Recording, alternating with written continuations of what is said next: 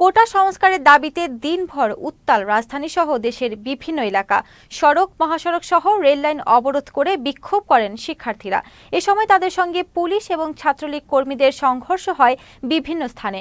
সন্ধ্যায় জাতীয় প্রেসক্লাবের সামনে দুটি বাসে আগুন দেওয়া হয়। অবরোধের কারণে কার্যত অচল হয়ে পড়ে রাজধানীর উল্লেখযোগ্য এলাকা।